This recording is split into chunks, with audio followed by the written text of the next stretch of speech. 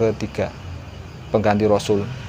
Nah, ketika itulah dicetak Al-Quran itu bukan hanya sekedar dihafal Pak Wahyu, tapi dicetak, dikirim ke berbagai negara atau dulu itu gubernur di Syam dan lain sebagainya, itu dikirimkan teks-teks salinan Al-Quran itu.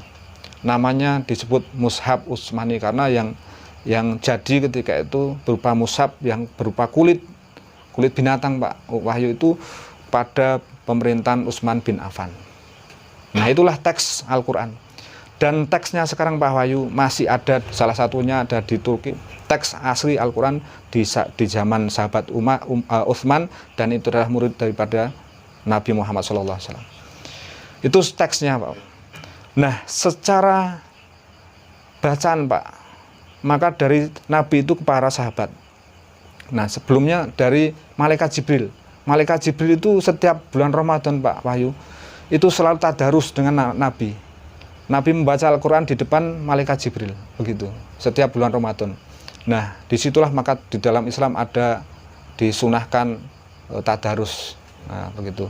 Nah, begitu Nabi, ketika Nabi wafat, maka Al-Quran itu ada pada diri sahabat, dihafal para sahabat.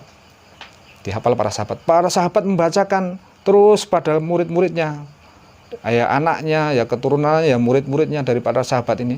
Karena sudah sahabat ini disebarkan di penjuru pelosok negeri, dimanapun disampaikan harus dibacakan para sahabat Al-Quran.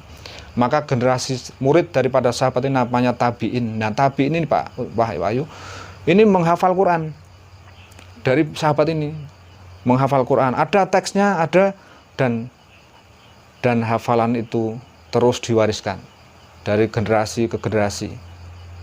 Tidak usah tak sebutkan dari generasi sampai sekarang Pak Wahyu. Al-Quran itu dihafalkan bukan hanya kiai Pak Wahyu, bukan hanya ustadz, tapi anak kecil juga ada yang diberi hidayah hafal Al-Quran. Maka Pak Wahyu, dari sejak turunnya sampai sekarang Al-Quran terjaga, karena yang menjaga Allah dengan cara mushafnya tidak bisa dipalsukan. Satu huruf saja akan ketahuan. Karena apa? Karena Al-Quran dihafalkan. Nah, maka Al-Quran Pak Wahyu, kita kalau bicara tentang Tuhan itu gaib, kita tidak tahu, ya kan? Malaikat gaib, jin gaib, setan gaib, dan lain sebagainya. Bahkan dalam ruh kita pun gaib, kan gitu. Surga neraka gaib. Kok kita bisa yakin? Karena ada di Al-Quran.